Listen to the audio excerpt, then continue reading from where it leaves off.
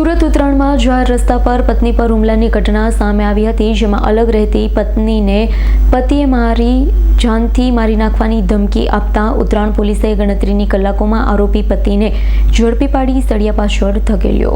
સુરતના ઉત્તરાયણ વિસ્તારમાં અલગ રહેતી પત્ની પર જાહેર રસ્તા પર તેના પતિએ હુમલો કર્યો હતો। આરોપી પ્રવીણ ગોળકિયાએ પત્નીને ગાળો આપી ઢીકામુકીનો માર મારી જાનથી મારી નાખવાની ધમકી આપી ઘટનાની ફરિયાદ મળતા ઉત્તરાયણ પોલીસે તાત્કાલિક કાર્યવાહી હાથ ધરી ગણતરીની કલાકોમાં આરોપી પતિ પ્રવીણ ગોળકિયાને ઝડપી પાડી સળિયા પાછળ ધકેલ્યો।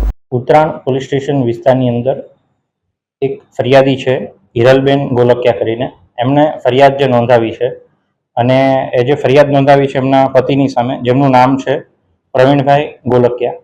જ્યારે હિરલબેન છે પોતાની એક્ટિવા મોપેડ લઈને ઉત્તરાયણ પોલીસ સ્ટેશન વિસ્તારના VIP સર્કલ વિસ્તારથી પસાર થઈ રહ્યા હોય છે, એ સમયે એમના જે પતિ છે પ્રવીણભાઈ ગોળકિયા એ ફોર વ્હીલર લઈને ત્યાંથી પસાર થતા હોય છે।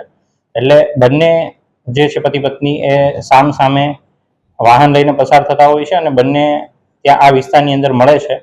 તો એમના કોઈ પારિવારિક કારણોસર એમની જે બોલાચાલી થાય છે અને બોલાચાલીના પરિણામે આવેશમાં આવી અને ઉગ્ર થઈ એમના જે પતિ છે પ્રવીણભાઈ ગોળકિયા એ એમના પત્નીને સાથે બોલાચાલી કરી, ગાળાગાળી કરી અને એમને જે છે એમની સાથે મારામારી કરવા લાગે છે। અને આ રીતનો જે ગુનો જે છે એ પ્રવીણભાઈ ગોળકિયા અને અન્ય એક જે બેન છે એમની સામે હિરલબેન ગોળકિયા જે છે એ ઉત્તરાયણ પોલીસ સ્ટેશનની અંદર રજીસ્ટર કરાવેલો છે। એમાં ભારતીય ન્યાય સંહિતાની કલમ 115(2), 296(b), 351(3) અને 54 મુજબનો આ જે ગુનો જે છે એ ઉત્તરાયણ પોલીસ સ્ટેશને રજીસ્ટર કરેલ છે।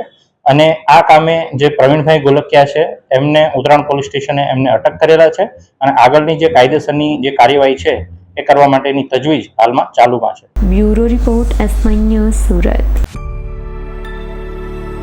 અમારી તમામ માહિતીથી અપડેટ રહેવા માટે જોડાયેલા રહો S9 ન્યૂઝ સાથે।